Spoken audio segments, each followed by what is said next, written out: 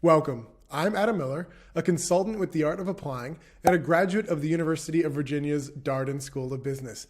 Today we've got a question from our Q&A vault about how to get feedback from the admissions team while you're on an MBA waitlist. So let's take a look at what the client asked our consulting team. Hey there, you're watching Ask the Art of Applying. In this series, admissions experts on our team answer real questions from our clients who are navigating the grad school application process. Watch this series to gain perspective and get real expert answers to your most pressing application questions. And if you're interested in learning more about the expert advice, editing, and guidance we provide for the grad school application process, watch the free training in the link below in the description. Be sure to like this video and subscribe to our YouTube channel for more application success stories, application tips, advice, and encouragement. Enjoy the video. They write in and say, I'm drafting an email to request feedback from Dartmouth Tuck, but I'm unsure about who to address the email to. The international admissions officer, so this is an international prospective student, had reached out in an email before I'd submitted my application. Should I address the email to her? Also, for another school, Booth, who should I address the email to if I want to send a feedback request email, but don't have a specific contact person? Booth also says that the admissions team is unable to provide feedback. So should I even do this? So there's a lot that can happen while you are on the wait list. For one, you're probably going to feel a little bit of anxiety, right? What they do is they push you back to the next round to evaluate your candidacy all over again. So about 3 months before you'll find out again if you've been accepted or rejected, or once again waitlisted for another 3 months if there's another round happening after that. So it's a stressful time. Another thing is a lot of schools want to hear from you. They want to know that you're still very interested. It shows that you probably have not been accepted, or at least are not excited about the acceptances you've gotten from other schools. And so you're continuing to engage with them. They also want to know if you've had a major life event, whether it's promotion or you retook a standardized test, or you've now become the leader of a volunteer organization, whatever that may be. A lot of schools are excited to just know additional information about what's going on with you personally and professionally. But some schools don't want this. They don't want to get bombarded with these little one-off emails. They don't have a place on their portal for this. They don't want to give you anything that will bias their decisions beyond what they've already gotten from you in the past. They're just going to waitlist you and then evaluate you again in 3 months. So it sounds like Tuck does allow for some feedback, whereas Booth does not. And so how do you navigate that in this person's specific instance? So first, our founder and CEO, Kanisha, weighs in and says, I would address the Tuck email to the director of admissions, right? So the person who runs the overall admissions process, and then send a separate, similar, if not almost identical email to the international admissions officer that you've already talked to.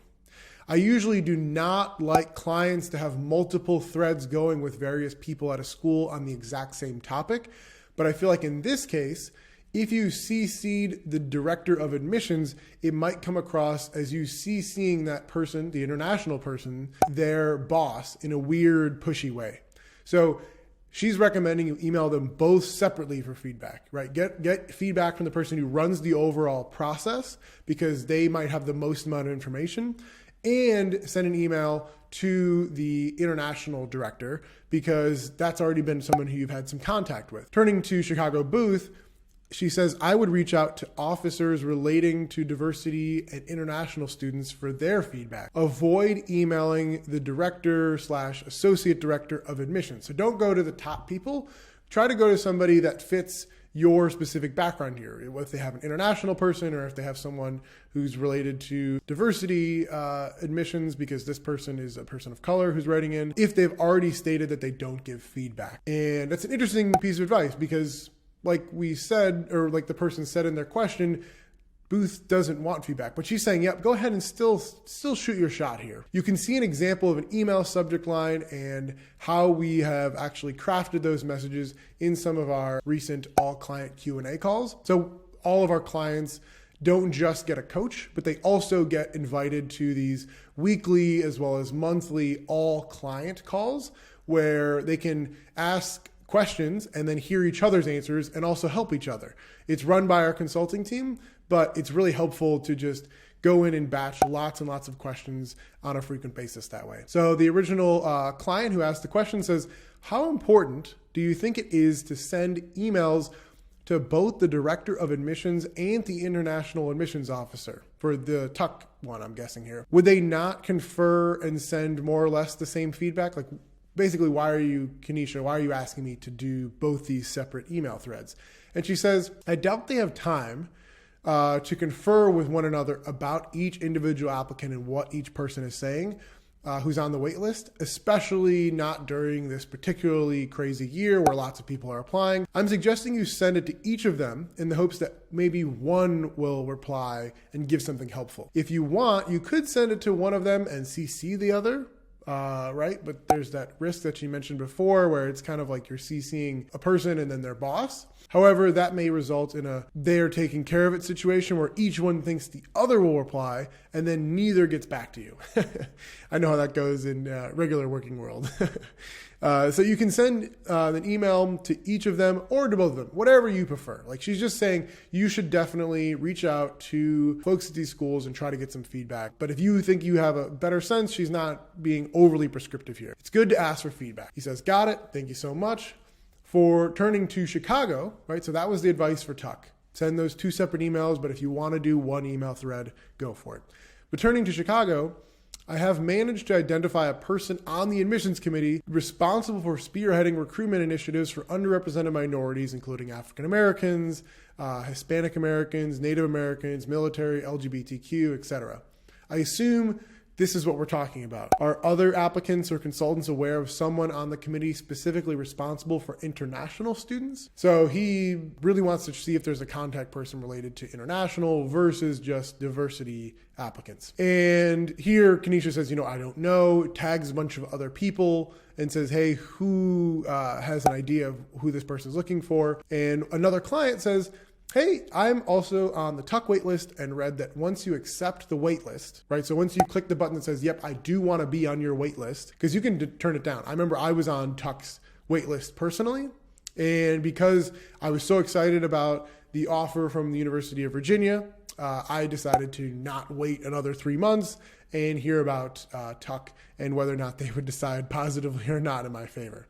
So once you accept that waitlist button, an admission officer will actually reach out to you with feedback, I believe in about a week. So that makes me think this person is just so excited to reach out to them right away, but they actually have a process in place. So you don't even probably need to do any of this. Did you see something different though? I'm bringing this up as I think it may be overkill if they're already planning to reach out to you. Then as for Booth, I plan to send a thank you note to the email provided in our letter, as I don't have any specific contact person. So just the admissions@booth.edu or whatever the email address was that sent it. She's planning on replying to that and hopefully someone will respond. I then plan to upload subsequent email updates directly to the portal. So if something's different in her candidacy, whether it's like the things I mentioned before, it could be she took an online class or got a higher GMAT or got a promotion, she'll upload those to the portal online. She's open to suggestions. And would the contact you found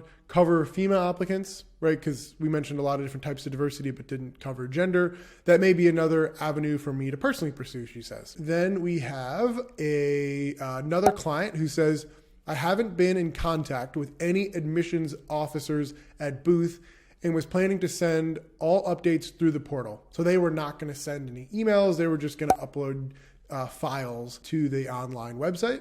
Would you recommend identifying an admissions officer and communicating directly with that person though? I see you suggested that the original person who posted contact a Booth admissions officer for feedback, but their waitlist frequently asked questions says, while we are unable to make personal appointments or provide individual feedback, you can contact admissions at chicagobooth.edu. So there's that email to address the logistics of the waitlist process. Would you still recommend asking for feedback? Kenesha, our CEO and founder, why are we trying to email specific people when the FAQ says don't email specific people? Just like with negotiating scholarships, for example, a lot of times here we'll say, Worst case scenario, they just ignore you because they don't expect you to have read every single FAQ on the website.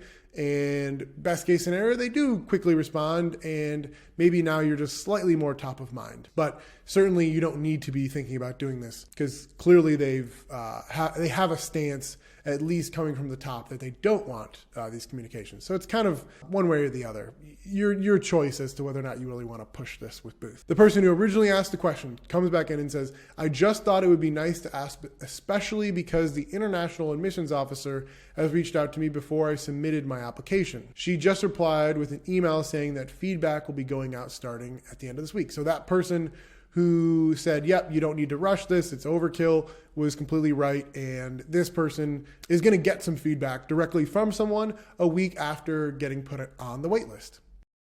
And then as far as Booth, he did actually track down a name of someone, and coincidentally, I actually remember talking to this guy myself as a diverse applicant. I haven't been in touch with him, he says. I only read on his profile that he's responsible for spearheading recruitment initiatives related to all those groups that he mentioned before. And so finally, to wrap things up here, Kenesha comes back in and says, I don't think it hurts to ask for Booth. They can always say no or just ignore your email. Asking is not going to make them reject you. They're not going to see this as, oh, clearly this person doesn't follow directions, therefore you are rejected. And she thanks the original person who posted, saying thanks for the contact name. And that is basically all. There's a lot of thank yous here at the end. But that is it for today's question. Just to recap really quickly, when you're on the wait list, some schools want you to reach out, others do not. For the ones who do not want you to reach out, it's okay if you want to be that person who just a little bit asks for something minor, like a little bit of feedback, or if something major happens in your life, send it to them or upload it to your portal. But don't expect them to take that under consideration or even respond to you. They're not going to reject you over it though. For the schools that do want to hear, or clearly there's ones like Tuck that are actually going to proactively reach out to you and give you that feedback without you even having to send that note or upload anything on your portal. So that's awesome. But a lot of other schools just don't have a stance. And so you should certainly feel free in that case, provide those updates when appropriate. So that is it for today's question from the Q&A vault. Hopefully you found it informative and a little bit entertaining. And if you want any help getting into your dream school, please don't hesitate to reach out to us at theartofapplying.com.